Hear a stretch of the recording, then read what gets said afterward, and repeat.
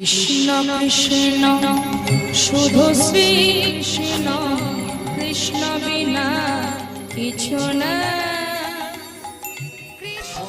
একটা কথা জেনে রাখতে হবে, সকালবেলা ভগবানের নাম নিয়ে উঠতে হয়, শুরু করতে হয়। হ্যাঁ, কারো যদি কঠিন গান বা শ্লোক না মনে থাকে, না থাক, দীক্ষা হোক আর না হোক, না বলার চাইতে বলা ভালো। সেটা কি? হরে কৃষ্ণ কৃষ্ণ কৃষ্ণ হরে হরে, হরে রাম রাম রাম হরে হরে। हरे कृष्ण कृष्ण कृष्ण हरे हरे, हरे राम राम राम हरे हरे। हरे कृष्ण कृष्ण कृष्ण हरे हरे, हरे राम राम राम हरे हरे। हरे कृष्ण कृष्ण कृष्ण हरे हरे, हरे राम राम राम हरे हरे। हरे कृष्ण कृष्ण कृष्ण हरे हरे, हरे राम राम राम हरे हरे।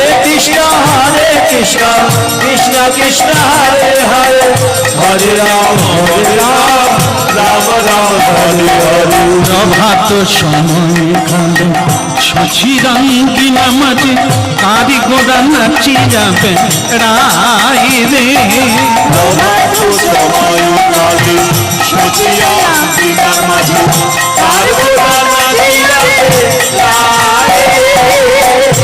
বলো গৌরাঙ্গ মহাপ্রভু কি, একটু জোরে বলা যাবে কি? বলো নিতাই চাঁদ কি। সকাল হলো কি? না না, সকাল হয় না। সূর্য উঠলে সকাল হয়, কিন্তু সকলের জীবনে নয়। যার জ্ঞানের উদয় হলো না, তার তো অমাবস্যা থেকেই গেল। যার হৃদয়ে জ্ঞানের প্রকাশ হয়ে যায়, তার জীবনে আর অন্ধকার নাই, জীবনের সকাল হয়ে গেল, প্রস্ফুটিত হয়ে গেল।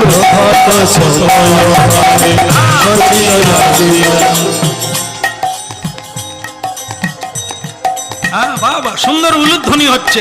নিতাই গৌর।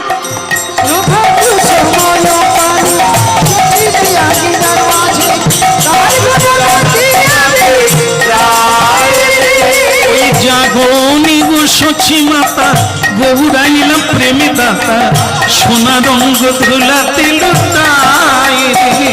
ওই জাগনি গো সচি মাতা, গৌরায় প্রেমদাতা, সোনা রঙ ঝুলাতে লুটায় রে।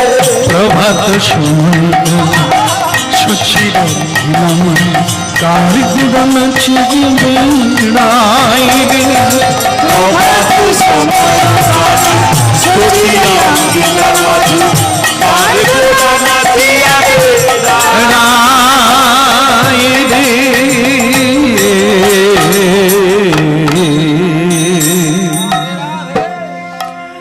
ভালো হলো, সকাল হয়ে গেল। কিন্তু গঙ্গাবাই কি তাহলে?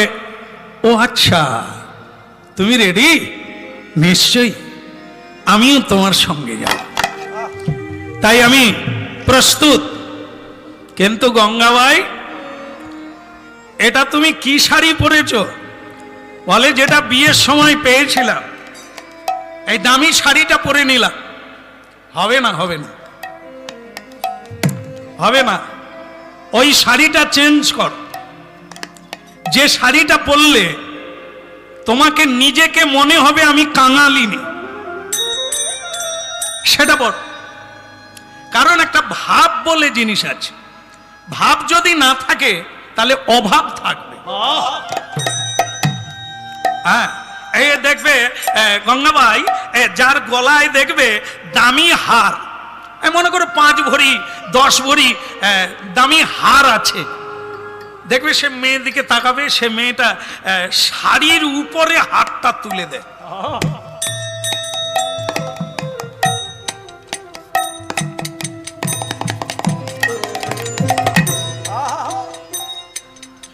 যাবার ভাবটা দেখবেন, একবারে মাথায় কাপড় থাকবে না,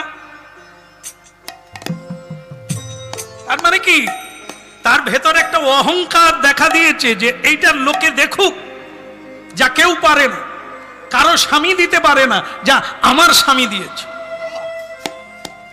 দেয়নি, অনেক করে ঝালিয়েছে।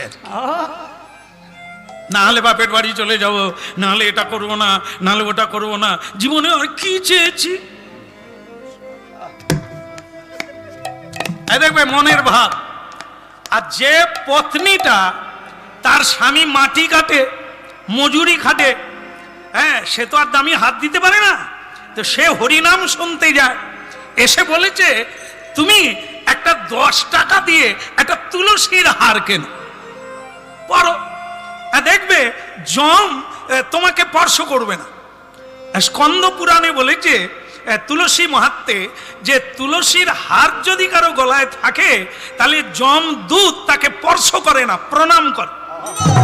কেন না, তুলসী সম্বন্ধিত সম্বন্ধ যার থাকবে, তুলসী খায়, তুলসী কীর্তন করে, তুলসী পরিক্রমা করে, তুলসীতে জলদান করে, তুলসীর হার পরে, ও বিষ্ণুর লোক। কোনো দেব দেবীও তাকে স্পর্শ করবে না, প্রণাম করবে। তাই তুমি দামি হার, তুলসীর হার পরে। সে যদি তুলসীর হার পরে তাহলে 10 ভরির কাছে টিকবে? সে দেখবেন এই সবসময় তুলসীর মালাটাকে ঢাকার চেষ্টা করে, আর যদি হার পরে উপর দিকে তুলে দেবে, দেখাবে তুলসীর মালা পরলে ঢেকে দেবে। তাহলে শোনো, এই হলো হারের মহিমা। এই জন্য হরিনাম শুনতে হবে। কোনটা পড়া উচিত, কোনটা রাখা উচিত, কোনটা ত্যাগ করা উচিত, আপনারাই বিবেচনা করবে। সোনার হার লোকে খুলে নেবে, সঙ্গে দেবে না। তুলসীর হার পরুন, দেবতারা নমস্কার করবে, উলুধ্বনি করে আপনাকে স্বাগত করবে। হ্যাঁ, আগের থেকে অনেকটা তেজ বেড়ে গেছে, হবে না? তুলসীর হার পরেছ, তাহলে কি তাই তুমি করবে, এটা বিবেচনা করবে। তাই এই শাড়িটা তুমি ত্যাগ করো, কাঙাল হতে হবে। সব হারালে কৃষ্ণ আছে, জাত সঁপেছি কৃষ্ণ পায়ে। রাধে রাধে। ভগবান দূরে নয়, মসজিদে নয়, মন্দিরে নয়, বৃন্দাবনে নয়, গয়ায়, কাশীতে নয়, তোমার ভেতরে। হ্যাঁ, তাই তোমার কোন দিকে টান, মন কাকে চাইছে সে জানে, আর জেনেই ফল দান করো। তুমি নিজেকে কাঙাল হও, এই দামি শাড়ি পরে কাকে দেখাবে? হ্যাঁ, ভক্তমণ্ডলী মায়েরা, এই যে আমাদের দেখা যায় জগতে স্বামী বাড়ি এলে স্বামীর কাছে মায়েরা শয্যায় যায়, তা শয্যায় গেলে কি শাড়ি পরে যায়? নোংরা, যেটা পরে রান্না করছিল কিংবা কাজ করছিলেন, ঘাম গায়ে ময়লা কাপড় পরে স্বামীর কাছে চলে গেলে, এই স্বামী গায়ের দুর্গন্ধ, ঘামের গন্ধ, শাড়ির গন্ধ সব মিলিয়ে বলল ঘুরে এসো। আর যখন বান্ধবীর বিয়েতে যাবে,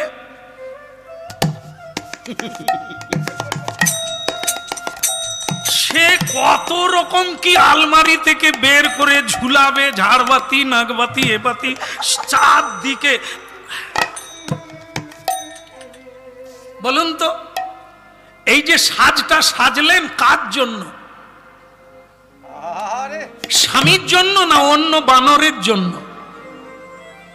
এত সাজ সাজলেন, যে লোকটা সারা জীবন তোমার জন্য খাচ্ছে, তার কাছে যখন শুতে গেলে বা তার কাছে গেলে একটা দুর্গন্ধযুক্ত শাড়ি পরে গেল, আর যখন অন্যের কাছে যাচ্ছ লোকজনকে দেখাবার জন্য তুমি কত রকম সেজে নিলে, কাকে ভালোবাসো? এ দেহটা কার? এ মনটা কাকে দেবে বলে এসেছো? সিঁদুরটা কে দিয়েছে? এ সম্পদ তো তাঁর। তাহলে তুমি সাজো, যার জন্য এসেছো তাকে সেজে তাকে মোহিত করো, তাকে সুখী করো। এই জন্য পোশাক পরবে কার জন্য, সাজবে কার জন্য, সে পুরুষ হোক আর নারী হোক, লোকের জন্য নয়, তোমার প্রিয়ার জন্য, তোমার প্রিয়তমের জন্য। তাই ভগবত ভক্তির পথে আপনি তিলক দেন, ভগবান প্রসন্ন হবে। যদি ললাটে তিলক দেন, আর এ বলার নাই, পুরুষ হোক আর নারী হোক, একবার তিলক দিয়ে আয়নার সামনে দাঁড়াবেন, আপনার কোনো অলংকারে এত সুন্দর লাগবে না। হ্যাঁ, আর তুলসীর হার, এ পৃথিবীর কোনো অলংকার নাই যা তার সমান হবে। তাই দাদর সঙ্গে তিলক, তুলসীর মালা, বদনে কৃষ্ণ নাম, এটি হচ্ছে ভগবানের অলংকার। দামি ধুতি, দামি শাড়ি পরার লাগে না গঙ্গাবাই, ওতে তোমার অহংকার জন্ম নেবে, অহংকারই তো মানুষের পতন আনে।